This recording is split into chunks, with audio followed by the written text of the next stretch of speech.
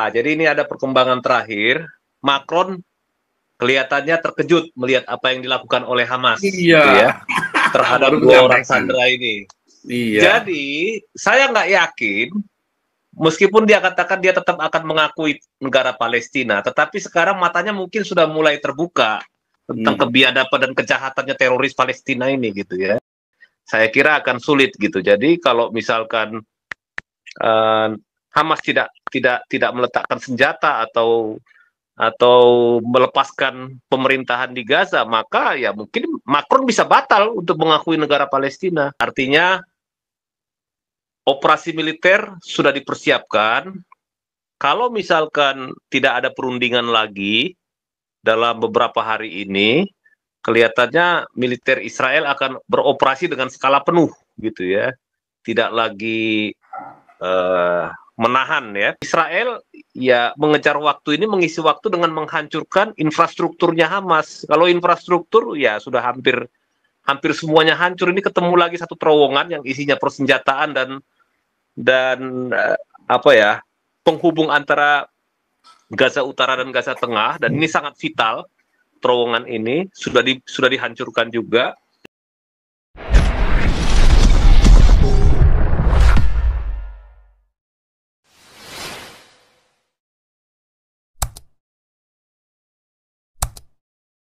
Terima kasih. Cuman itu pandangan umum saya tentang. Apa? Nanti lanjut lagi. Iya. Lanjutkan lagi. Nih, Bu Dora silakan.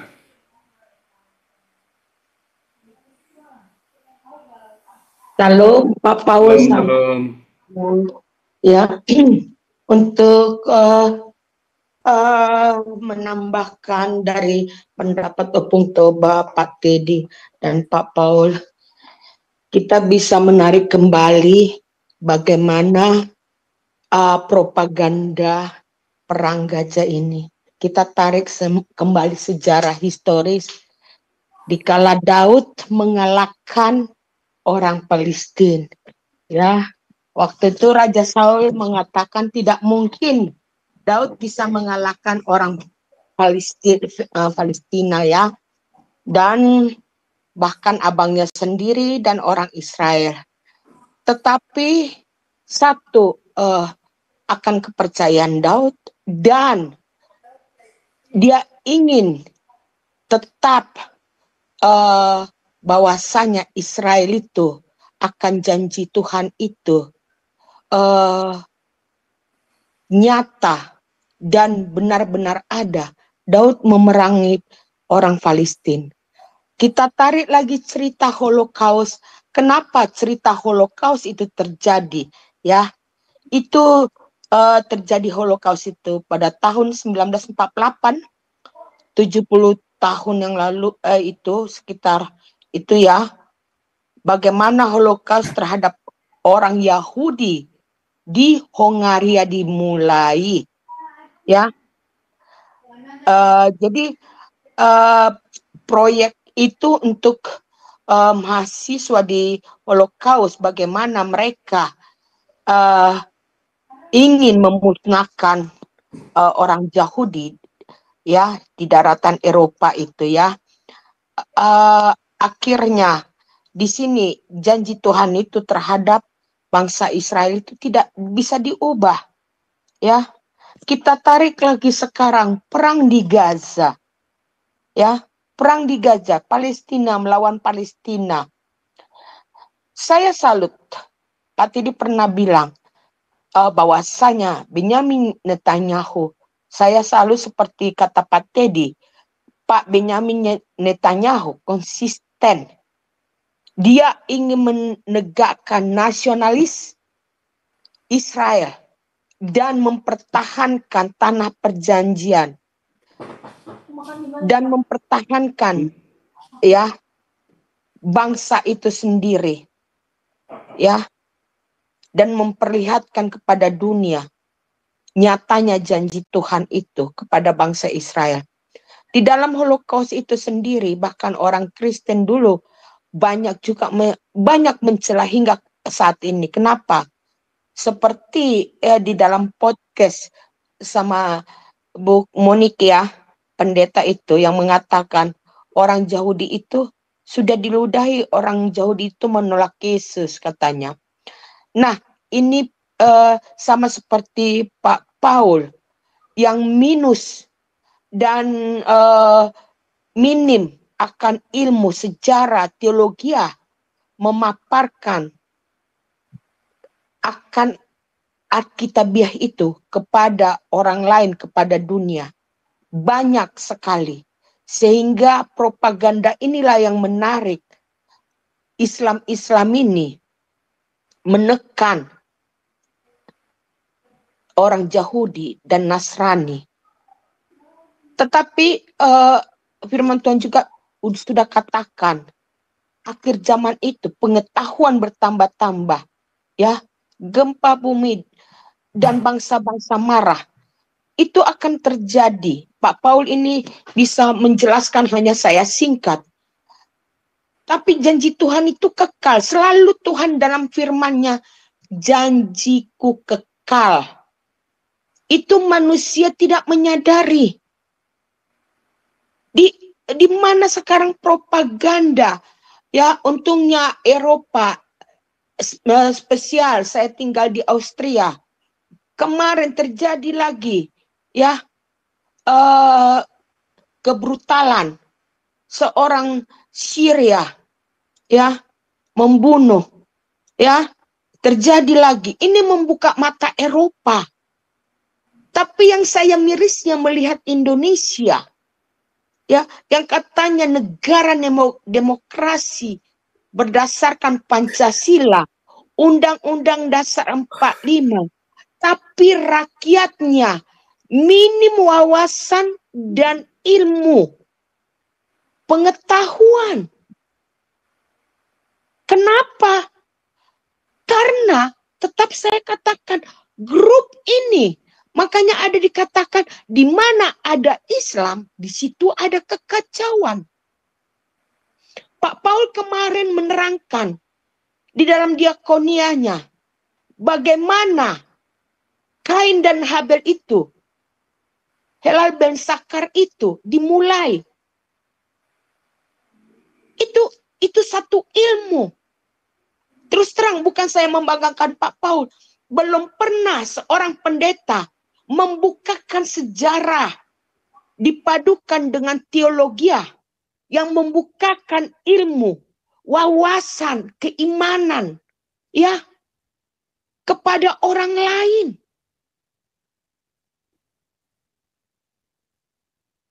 Ini. Terus saya baca Indonesia mengirim 60.000 ton bahan bantuan. Saya baca hari ini di news di news in Austria terkenal, 6 negara yang bantuannya ke Palestina. Mana Indonesia? Mana Indonesia? Mau dikatakan kirim beras, orang Palestina tidak makan beras. Mau dimakan Indomie, mereka belum tentu semua tahu masak Indomie. Mau dikirim kecap, pakai apa? Gak mungkin tubuhnya dikecapi, udah hitam juga mereka. Jadi inilah kebodohan. Banyak kebodohan yang dispekulasi akan propaganda dan hoaks yang dilakukan oleh ormas ini. Dan oligark yang mengambil keuntungan dalam hal ini. Makanya yang diterangkan itu, siapa antikris itu? Jadi seperti kemarin, antikris itu siapa? Kita sendiri bisa antikris, melawan firman Tuhan itu. Karena kalau kita baca dari Kejadian sampai Wahyu, itu kesatuan firman Tuhan yang utuh. Janji Tuhan yang kekal. Itu juga banyak orang Kristen. Sama seperti Islam. menghadis-hadiskan firman Tuhan, Holy Bible itu. Jadi cobalah kita lebih memahami sejarah, padukan sejarah dengan Alkitabiah, agar wawasan kita luas.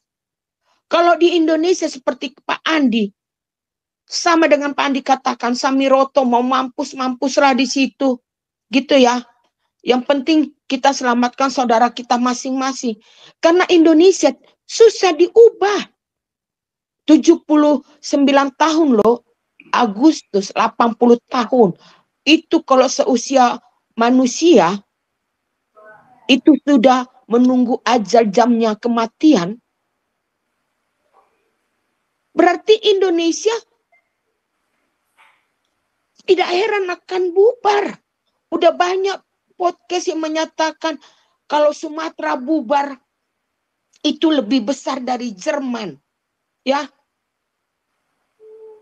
Kalau Sulawesi bubar, Papua bubar, Aceh, Jawa akan Palestina kedua.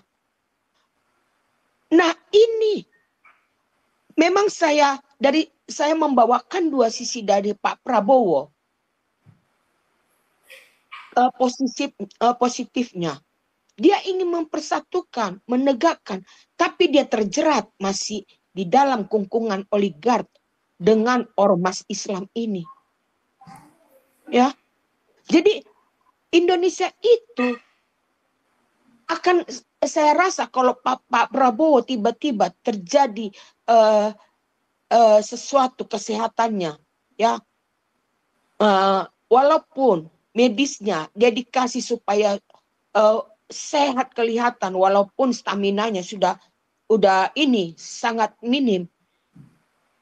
Kekuasaan Tuhan itu kita tidak tahu kan?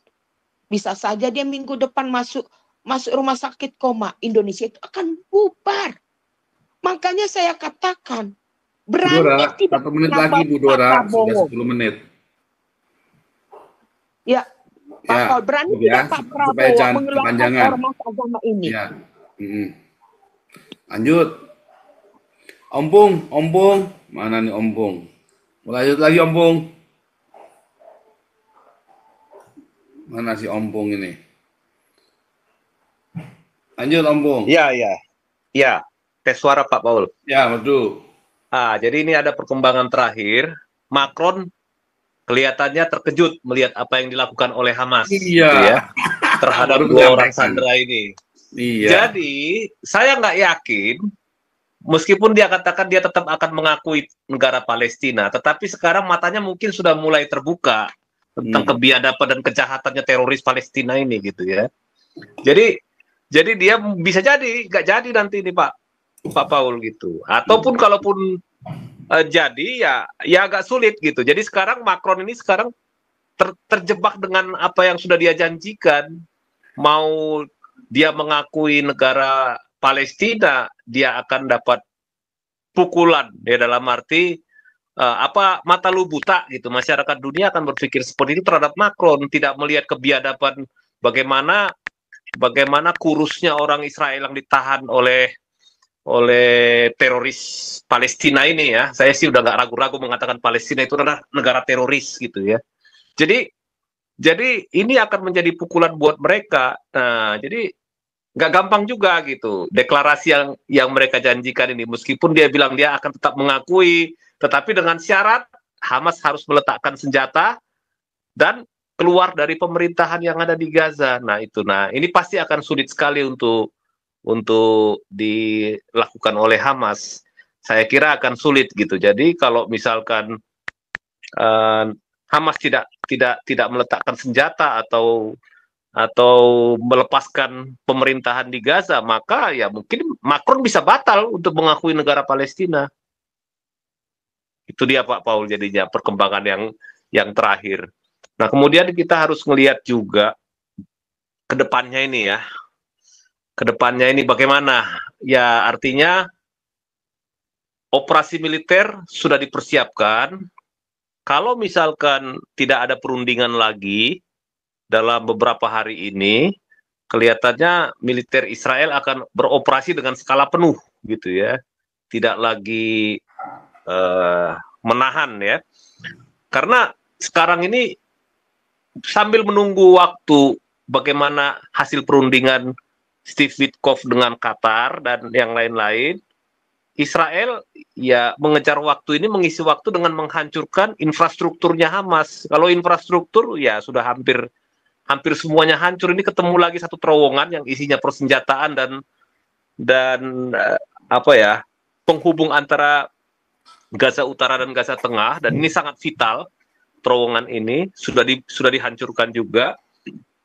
Nah, pelan-pelan ke depannya ini nanti ya infrastruktur atau dismantling infrastrukturnya teroris Palestina ini sudah selesai gitu. Nah, ini yang kita lihat. Nah, apakah nanti akan Amerika yang akan mengelola Gaza ini? Sepertinya hanya Amerika yang mampu, Pak Paul. Semua negara-negara Arab tidak mau bertanggung jawab dalam soal pemulihan wilayah Gaza, pembangunan kembali. Mereka nggak mau. Kenapa? Negara-negara Arab pada umumnya juga sedang dibelit oleh kesulitan ekonomi juga. Nah, jadi sepertinya Hamas itu sulit untuk bertahan. Kenapa? Pertama, kalaupun dia bertahan, dia tidak akan bisa berbuat apa-apa karena nggak ada dana yang akan masuk, ya, nggak akan ada dana yang masuk. Iran kan sudah hancur. Kemudian juga Qatar ya tidak berani terang-terangan. Semakin lama semakin terbuka apa yang dilakukan oleh Qatar selama ini. Nah, kemudian juga di zamannya Barack Obama dan Partai Demokrat, 60 juta US uang yang diberikan bantuan kepada bangsa Palestina oleh Amerika, ternyata semuanya jatuh ke tangan Hamas, Pak Paul. Nah, itulah yang mungkin membuat mereka itu sangat berlimpah dari sisi keuangan, kemudian juga dapat bantuan dari Iran juga. Jadi betul-betul jadi operasinya teroris Palestina ini memang operasi cari uang dengan cara bagaimana, dengan cara membunuh warga negara Israel. Itulah bisnis mereka gitu. Makanya Yahya Sinwar berani menawarkan proposal kepada Menteri Luar Negeri Iran bahwa mereka akan menyerang Israel asal dibayarkan uang gitu, 200 juta US. 200 juta US ditambah dengan 60 juta US yang diberikan oleh Amerika kepada bangsa Palestina tentunya, tetapi jatuh ke tangan Hamas. Nah, ini yang membuat apa namanya ya, membuat Trump itu kaget gitu ya. Ditambah lagi di masa Barack Obama itu dia mencabut sanksi pembekuan terhadap aset-aset Iran. Asal Iran hanya memperkaya uranium sampai 5,76%. Tetapi apa yang dilakukan? Iran ternyata diam-diam melanggar perjanjiannya dengan Barack Obama, atau mereka sudah bermain mata. Barack Obama ini kan agamanya diragukan ini. Jangan-jangan dari sebelah kan gitu kan. Kemudian dia memberikan waktu kecilnya di Kemang kan memang Islam, dia ikut bapak tirinya Islam. Iya, itu kalau dari awal sih saya sudah ragu dengan dia, Pastor. Cuman orang Amerika ini waktu itu pilih dia semua kan. Nah, jadi dia memberikan begitu banyak dana kepada Iran, miliaran dolar itu.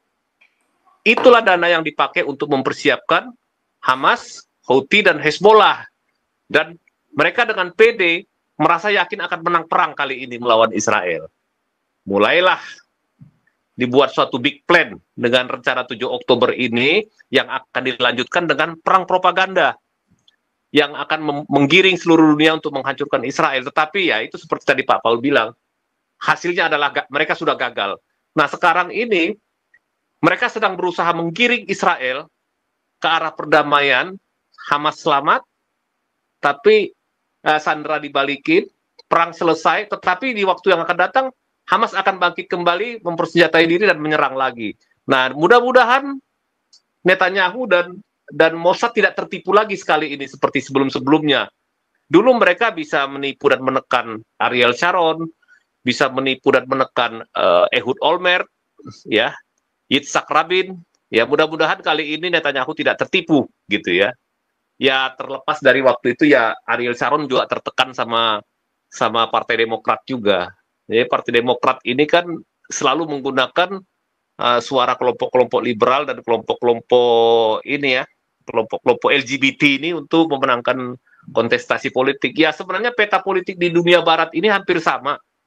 Konservatif melawan yang ini ya partai buruh yang lebih atau partai sosialis. Selalu ada dua kubu. Gitu kira-kira Pastor. Silakan Pastor.